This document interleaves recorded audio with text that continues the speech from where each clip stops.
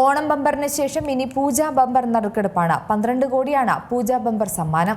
പൂജാ bumper നറുക്കെടുപ്പ് നാളെയാണ്. 12 കോടിയാണ് സമ്മാനത്തുക.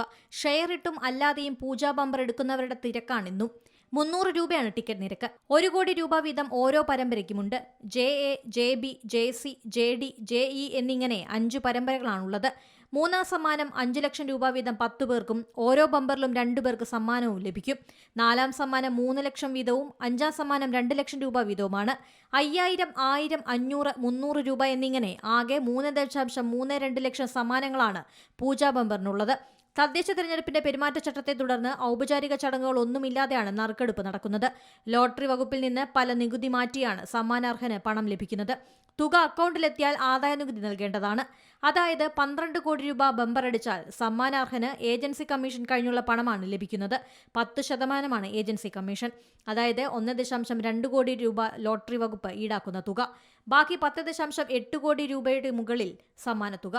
സ്രോതസ്സിൽ നിന്നുള്ള നികുതിയും ലോട്ടറി വകുപ്പ് ഈടാക്കുന്നത് 3.24 കോടി രൂപയാണ്. ഇതിനുശേഷം 7.56 കോടി രൂപയാണ് ഭാഗ്യശാലിക്ക് ലഭിക്കുന്നത്. ഈ തുകയിൽ നിന്ന് സമ്മാനാർഹൻ ബാക്കി നികുതി ഇനത്തിൽ നേരിട്ട് അടയ്ക്കണം. 50 ലക്ഷത്തിന് മുകളിൽ സമ്മാനത്തുക ലഭിക്കുന്നവർക്ക് സർചാർജും നൽകണം.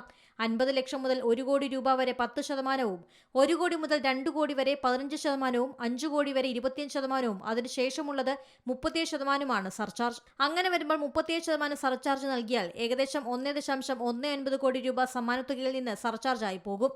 സെസ്സും ഈടാക്കി കഴിയുമ്പോൾ പകുതിയിലധികം തുക മാത്രമാണ് ഭാഗ്യവാന് ലഭിക്കുക. News desk C Malayalam news. ഏറ്റവും പുതിയ വാർത്തകളും വിശേഷങ്ങളും വിരൽ തുമ്പിലറിയാൻ സി മലയാളം ന്യൂസ് എല്ലാ ഡിജിറ്റൽ പ്ലാറ്റ്ഫോമുകളിലും ലഭ്യം.